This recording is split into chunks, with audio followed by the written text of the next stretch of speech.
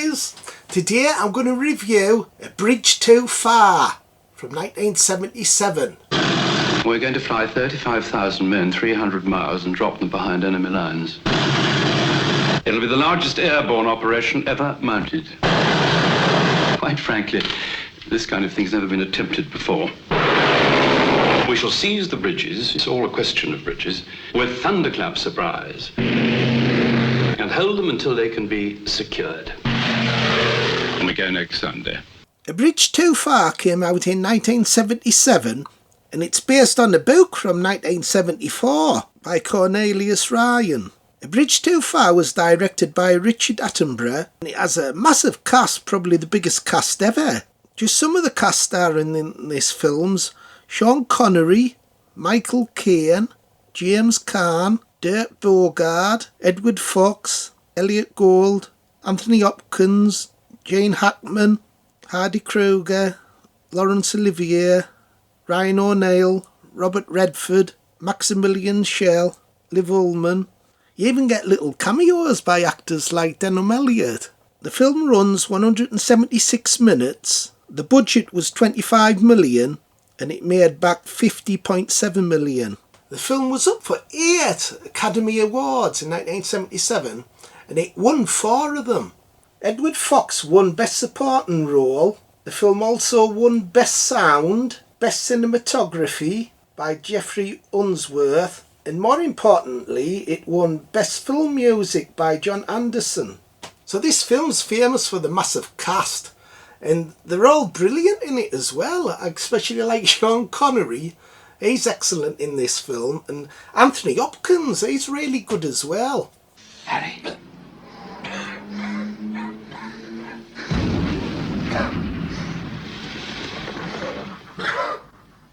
Hey, Phil! Why does every bugger have a moustache in this film? Do you, in the films? And the film score is excellent in this film. It does deserve an Oscar. It's really uplifting.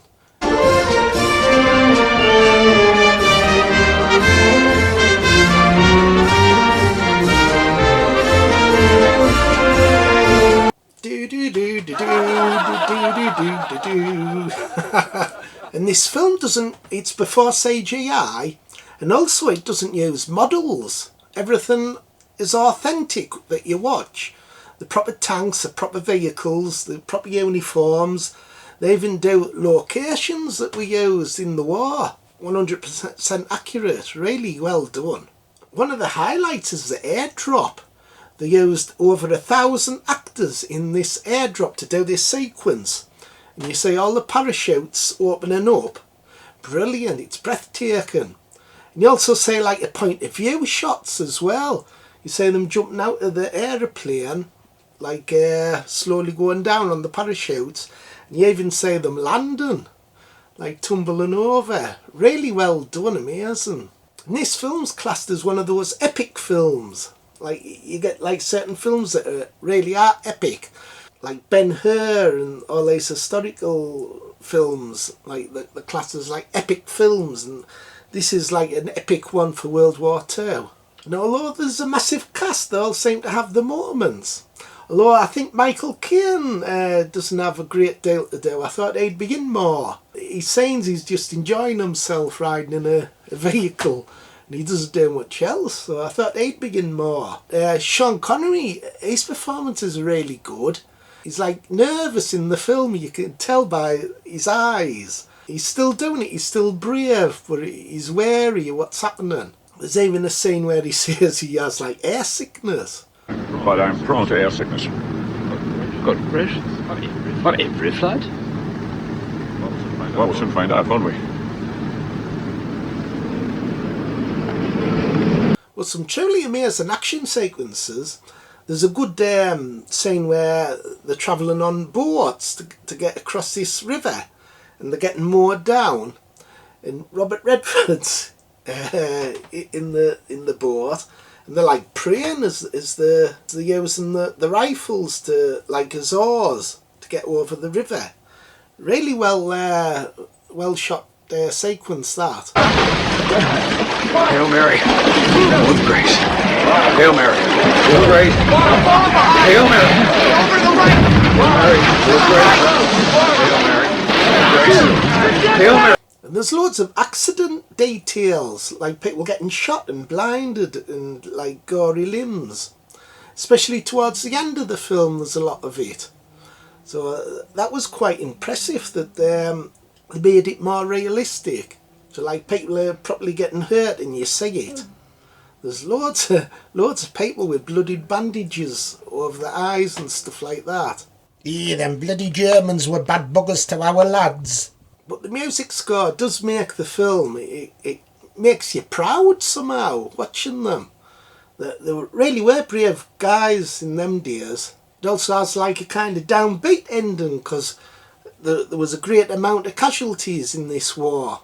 Like, although they achieved their objectives, they lost like thousands of troops. And this is one of them films that they wouldn't make these days. Like, they'd use CGI for the effects and everything. Because there's no CGI or model work, it's all authentic, and it's amazing that it's from 1977. When you watch it, you can easily think it's a more modern film. So these guys like fought for our freedom, and these days people are just throwing the freedoms away. It's a disgrace, really. There were proper men in them days, Phil. These days they're all a bunch of bloody sissies. So these are proper characters that you care about that are in this film, and it kind of puts the audience inside an actual war zone, pushes it right into your face what's happening, and it's really effective. It reminds us a lot of the film Dunkirk by Christopher Nolan. He does the same technique. So overall I thought this was an epic film. It gets a mark knocked off because it is overlong, it's nearly 3 hours. And Michael Caine doesn't have much to do in it, but apart from that, it's amazing. Out of 10, I think I'd give it 9. 9 out of 10. Classic. And people boys do like it. Top film, Phil. None of that CGI crap. Everybody, like, subscribe and share. Bye. Bye.